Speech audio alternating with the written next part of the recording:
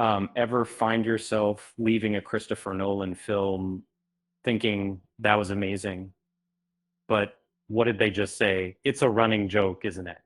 The brilliant visuals, the mind-bending plots. Uh, but sometimes the dialogue gets lost in the mix. But what if I told you Nolan's latest project, an adaptation of Homer's epic poem, The Odyssey, might change all that? Filming has wrapped on The Odyssey, starring Matt Damon, and it's been a groundbreaking process. The team didn't just use IMAX cameras, they shot the entire film on them. And this is a first in cinematic history, and it all comes down to a little innovation. Cinematographer Hoyt Van Hoytema showed Nolan a demonstration, a close-up of a child reciting David Bowie projected on a massive IMAX screen. The intimacy, the sound, the sheer power of the image, it was electrifying. It sparked an idea, a way to capture performances like never before. And the key, a blimp, no, not a flying airship. This blimp is a casing for the bulky IMAX cameras, drastically reducing the noise.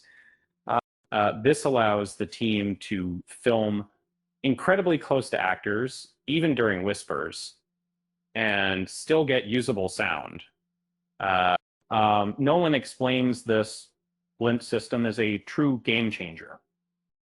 It opens up opportunities for intimate moments captured on the world's most beautiful format, and thankfully no IMAX cameras were harmed during the making of this film, a feat considering Nolan's past adventures.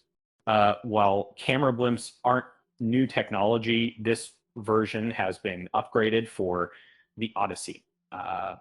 And other filmmakers like Ryan Coogler sought Nolan's advice on using IMAX, revealing he'd already pioneered sync sound IMAX cameras.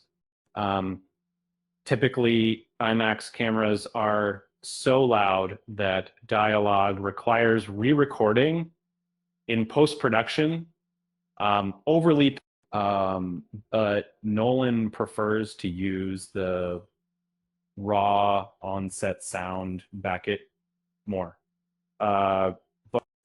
This has often led to complaints about muffled or hard to hear dialogue in his films. So could the Odyssey finally solve this issue? The combination of sync sound IMAX cameras and the upgraded blimp technology has the potential to deliver crystal clear dialogue spots, and it's a huge step towards addressing a long-standing criticism. However, it's important to remember that Nolan's sound mixing is also a deliberate artistic choice.